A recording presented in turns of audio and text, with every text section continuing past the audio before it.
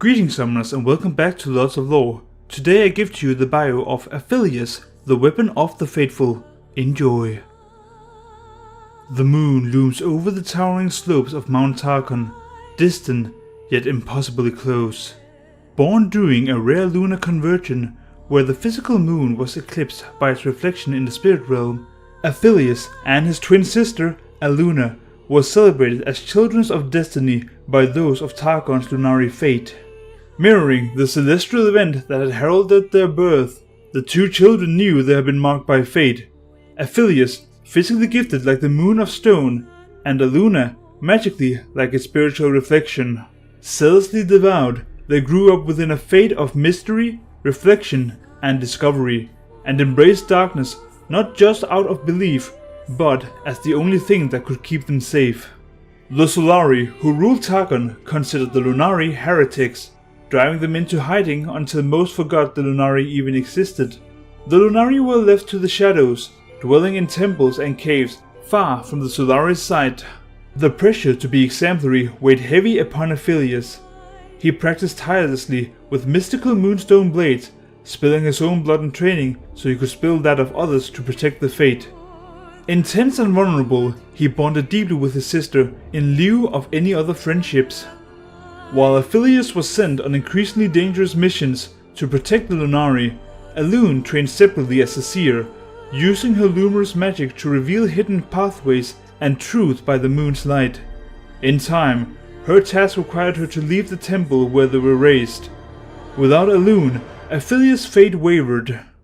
Desperate for purpose, he undertook a ceremonial journey into darkness, where Lunari were set to discover their path, their orbit. He followed the moon's light to a pool where rare nocturne flowers bloomed beneath the water's surface. Though poisonous, the flowers could be distilled into a liquid that opened him to the night's power. Drinking the nocturne essence, Aphelios felt so much pain that it numbed him to everything else. Soon after, an ancient temple, the Maurus Omegnium, began to come into face from the spirit realm for the first time in centuries. Lunari from across the mountain gathered, emerging from hiding to witness the balance of power shift as celestial cycles in the heaven turned. The fortress accepted only one occupant, gifted in magic each time it appeared. This time it would be Aluna. Her orbit guided her to the temple. Aphelios, usually asking for nothing, requested to attend the event. But as the fortress pressed through the veil in luminous display of magic, a harsher radiance filled the night. Somehow, the Lunari had been discovered, even as the celestial cycle turned in their favor. An army of Solaris descended upon them. All seemed lost. The Solari purged the Lunari heresy with fire and steel. Even Aphelios was beaten. His moonstone blade shattered on the ground. Blood spilled from his lips as he reached for the nocturne. But as battle raged, Aluna traveled deeper into the temple, and when she reached its heart, her full potential unlocked. Through the nocturne, Aphelios could feel Aluna's power embrace him, and he could hear her voice. With a whisper, she pushed magic into his hand, a replacement for his blade, solidified into moonstone. Like the moon of stone and its spiritual reflection, Aphelios' skill and Aluna's magic converged. Those Solari would not live to see the sun again. As her power flared, Aluna pushed the temple and herself within back into the spirit realm, where it would remain safe from the Solari. From inside, amplified by the temple's focusing power, Aluna was able to project her magic anywhere, so long as it found a focus, like the poison coursing through Aphelios' veins. Only now did they understand their destiny.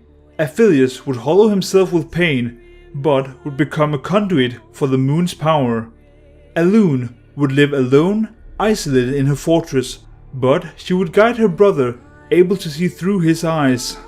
Together, they would be the weapon Lunari needed, bound by pain and sacrifice. Only apart could they be together, their souls brushing across the veil, distant yet impossibly close, converging into something they could not understand. To protect the survivors of the attack who retreat back into the shadows of the mountain, Aphelios' training as an assassin had been given reach by Aluna's magic. His blades, now an arsenal of mystical weapons, perfected by Luna over the course of many missions together. Now that the power balance of Targon is shifting, and the Solari know the Lunari still endure, Aphelios and Alune are needed more than ever. And that was Aphelios, the weapon of the faithful bio. I will of course cover his short story the second it is released, so I suggest you subscribe, and until next time, enjoy.